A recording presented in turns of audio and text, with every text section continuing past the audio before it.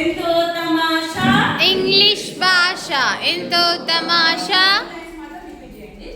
Bed అంటే bed కాదు,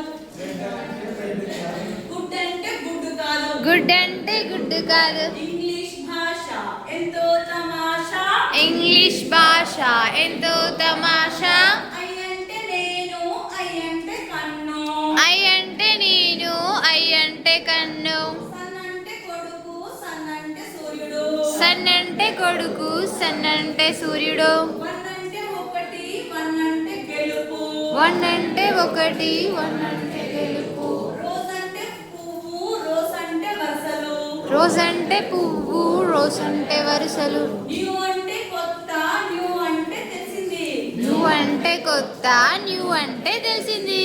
wait అంటే ఆగు, వేట్ అంటే బరువు, వేట్ అంటే ఆగు, వేట్ అంటే బరువు.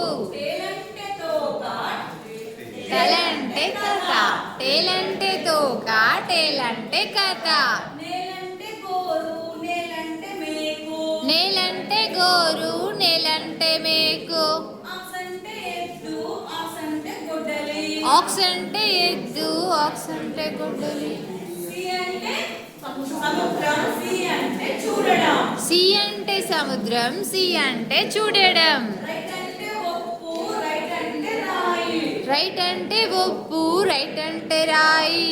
These are homophones, these are homophones. These are homophones, these are homophones. Same pronunciation same pronunciation different spelling. but different spelling.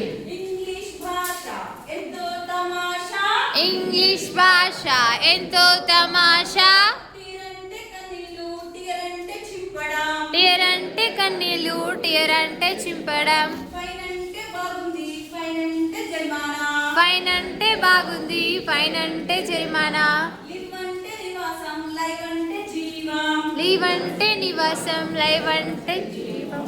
Lead అంటే మెట్టలు, లీడ్ అంటే ముందంజ, లెడ్ అంటే మెడలు, లీడ్ అంటే ముందంజ. పామ్ అంటే అరచేయి, పామ్ అంటే తాచెట్టు, పామ్ అంటే అరచేయి, పామ్ అంటే పాంట్రీ, పాంట్రీ ఈత చెట్టు, ఓకే సార్ ఈత చెట్టు.